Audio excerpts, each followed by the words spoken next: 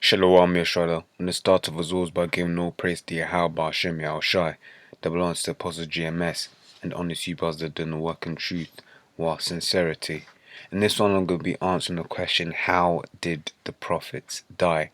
Now this is extra biblical sources, so you always have to take, with a pinch of salt with this one, but it matches up with, what the scriptures say.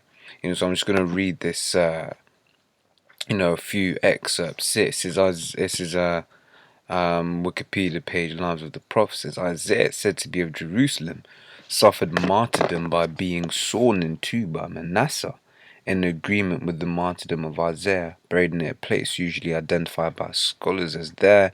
And that kind of lines up with the scripture in Hebrews 11, which we're going to get to. This is Jeremiah, said to be of Ananoth, suffered martyrdom by stoning. Ezekiel suffered martyrdom in the land of Chaldees, right? So basically, who else? Micah suffered martyrdom. Amos tortured by Amaziah. And basically, I'm bringing this out for the, for the edification sake, obviously, but basically say, the times were coming up, gonna be tough times. This here, what happened to Isaiah? Imagine that, man. And that, as the scriptures say in Ecclesiastes 1:9, it says that thing that hath been is that which shall be, and that which is done is that which shall be done, and there is no new thing under the sun. So Lord willing be of the elect, with these say men coming back again. Notice how not all of the prophets got tortured and killed. Just like how this time not all of the prophets are gonna get tortured and killed. But that's the thing, some are gonna get tortured and killed. Which is something that you're gonna have to get your mind ready for. You're gonna have to get your mind prepared for being in this thing of ours, especially as now it seems that the time is short.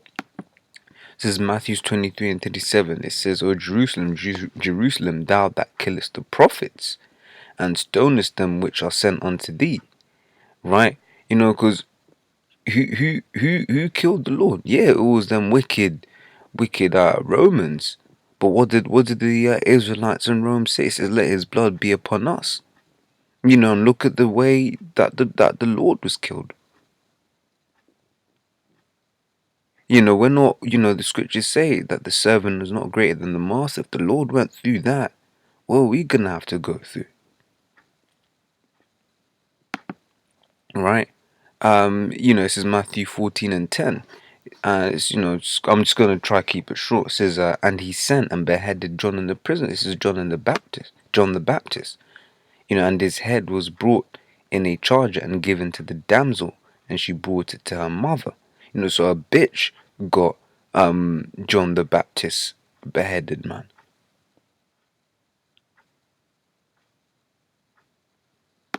This is Acts 7. The whole chapter's good, but I'm just gonna get to the point. It says, and they stoned Stephen, calling upon the Most High, and saying, Lord, Yahushai, receive my spirit. And he kneeled down and cried with a loud voice, Lord, lay not their sin to their charge. And when he had said this, he fell asleep, i.e. he died. They stoned him to death. When you read this chapter, all he was doing was just telling the truth, man. You got that scripture in Galatians 4:16, am I therefore become your enemy because I tell you the truth? Hebrews 11 is another good chapter to read. This is all about faith, because that's what is gonna let us go through this time that we're gonna go through. We're coming towards, rather. Because shit is hitting the fan, and scriptures say that Esau's gonna come down, having great wrath, because he hath but a short time left. That's Revelations 12:12. This is Hebrews 11:36. It says, and others had trial of cruel mockings and scourgings, yea, moreover of bonds and imprisonment. They were stoned, they were sawn asunder, which matches up with the story of Isaiah there. Right? It says, were tempted, were slain with the sword, They wandered about in sheepskins and goatskins, being destitute, afflicted, and tormented. Right? And just to get on IUIC real quick, it says they wandered about in sheepskins and goatskins, being destitute. Let's look up what this word means. It says extremely poor and lacking the means to provide for oneself.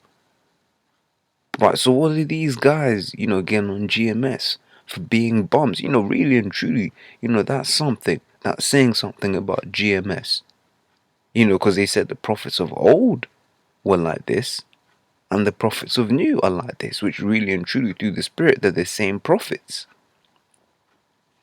Just to get back on topic, man. This is Revelations 2:10. Says, fear none of those things which thou shalt suffer. Behold, the devil shall cast some of you into prison, that ye may be tried, and ye shall have tribulation 10 days. Be thou faithful unto death, and I'll give thee a crown of life. But that's the point. Be thou faithful unto death. You have to be ready to die for the Lord, just as the Lord died for the elect of Israel. And he is the King of Kings. He didn't have to do that. But that says something when the king, lays his life down for those that, aren't on that are below him. It says scripture say we're gonna be joint heirs with the Lord. But Yahweh Shai, that's he's the King of Kings, man.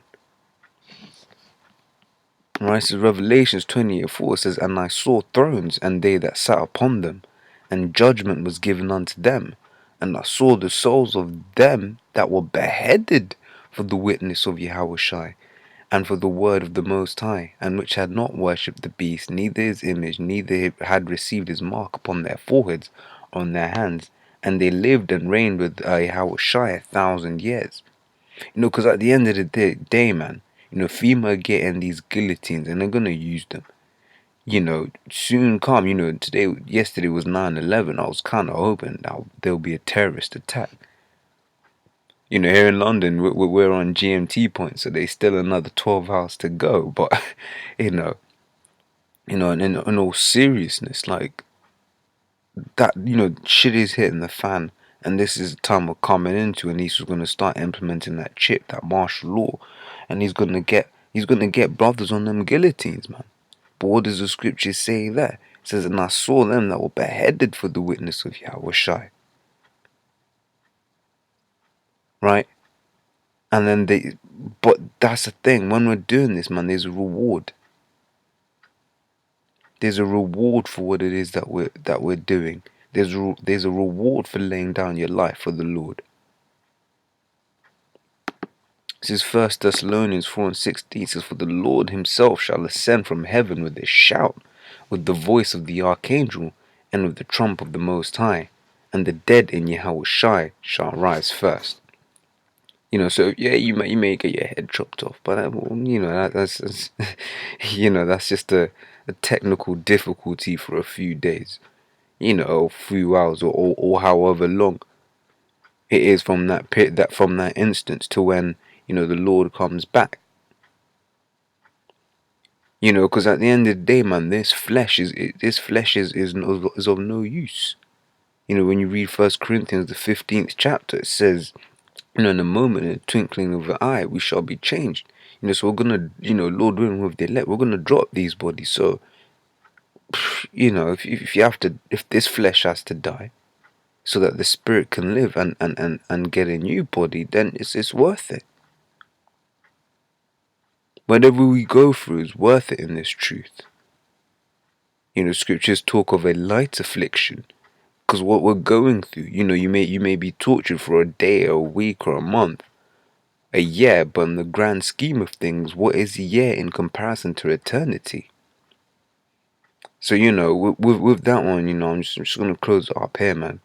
Just trying to get you in the mindset that some of us are gonna have to die for this. And if you ain't ready to die, you might as well put in your letter of resignation. But know that you're gonna get even worse death.